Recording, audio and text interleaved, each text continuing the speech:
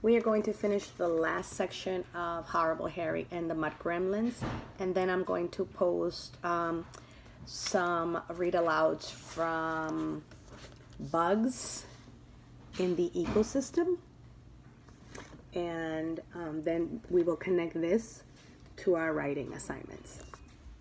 So we left off in that the kids had walked back in from recess and they had tracked mud through the classroom, and the teacher said, "Where did this mud come from?" And Harry said that it was the Mud Gremlins. Miss Mackle didn't laugh when Harry said Mud Gremlins. We didn't either. We all knew it was a big fat fib, but not one of us said a word.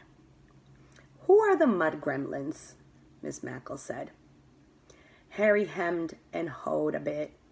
Then he explained, "When we don't know who did something at my house, we usually blame it on the Gremlins. My great-grandfather, Sam Spooker, always told me that during World War II, when things went wrong with his plane, everyone blamed it on the Gremlins. They're little creatures that like to mess things up." Miss Mackle managed a small smile. "The Gremlins, huh?" "Yeah," Harry continued. "They even take things at my house, like socks and keys. I bet they tracked in mud through our classroom rug." "I don't think so," said the teacher. "Maybe they take your socks, Harry, but they don't track mud. Does anyone else have an explanation for this mess?" The class looked at the brown footprints that crossed over the Yellow Moon rug several times. Mary immediately went to her seat and started to write.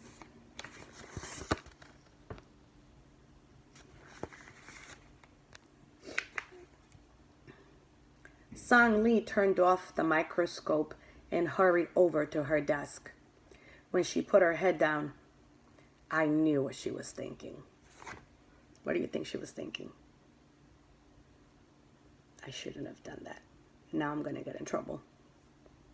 The same thing I was thinking. Telling a gremlin fib was one thing. Keeping the truth from our teacher was another. We all knew what the truth was. We were the ones who tracked the mud. We broke a school rule by going under the fence and into the empty lot without permission. The teacher waited patiently for someone to say something. It was a very long and uncomfortable silence. Think, has there ever been a time when your teacher has ever asked the class to fess up and you waited a long time for someone to admit doing something wrong, and that long, quiet pause made you feel so uncomfortable? I could feel the goosebumps popping up in my arms. I could also feel the wet sweat dripping down the sides of my face. I feel sick," Song Lee blurted out. "Please, may I go to the nurse's office?" "I knew it!" Song Lee felt awful too. Just as Song Lee got to the doorway, Mary jumped out of her seat. "Wait! We'll all feel better if I read this now." Song Lee turned around and listened with the rest of us. Mary cleared her throat. Then she read the paper. "I hate stinkhorn mushrooms. They're smelly and ugly, but more than that, I hate fibbing. It can make you sick. You let people down, like your nice teacher." Raise your hand if you've ever felt like you let your teacher down because you made a wrong choice. I'm one of the mud gremlins that sneaked through the hole in the fence at recess to see a stinkhorn mushroom. Because it rained last night, the dirt in the lot stuck to my shoes. I made a real mess out of everything, and not just our classroom rug. I am very sorry. I hate fibbing." I want you to think. Do you think it was hard for Mary to do that? But do you think it was the right thing to do? Sometimes admitting your mistakes is very hard. As soon as Mary read her story, Song Lee ran into her teacher's arms. I am a mud gremlin too. I'm so sorry, Miss Mackle.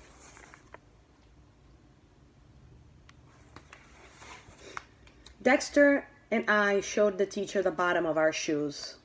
We did it too, we said. We're sorry. Me too, Ida said. Sidney whispered something, but no one could hear him. Harry bowed his head. It's all my fault, Miss Mackle. I got everyone to go under the fence to see the fungi. I'm real sorry. The teacher folded her arms as she looked at Harry. Well, she groaned. I accept the apologies of the mud gremlins.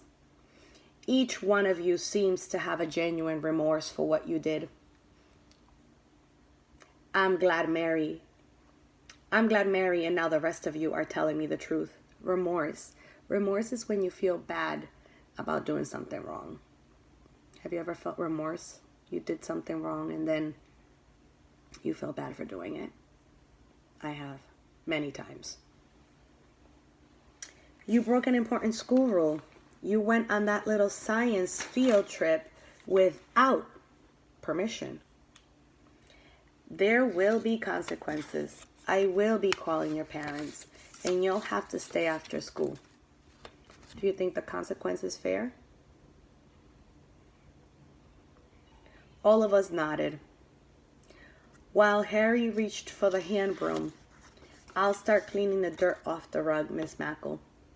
I will help Harry, Song Ling said, reaching for the dustpan. She seemed to be feeling a little bit better. I'll help too, I said.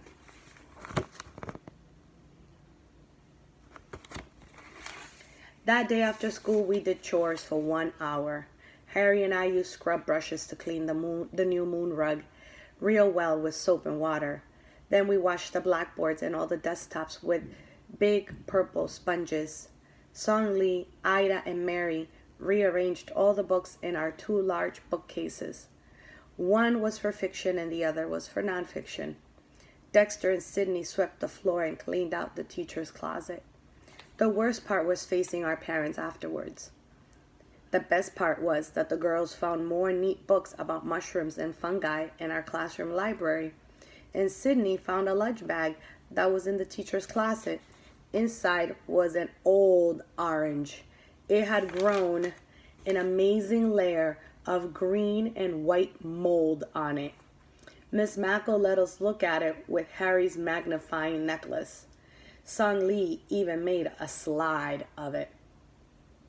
But the very best part was that Miss Mackle planned a visit to a nearby state park where there were all kinds of mushrooms, and everyone remembered to bring a permission slip, even Harry.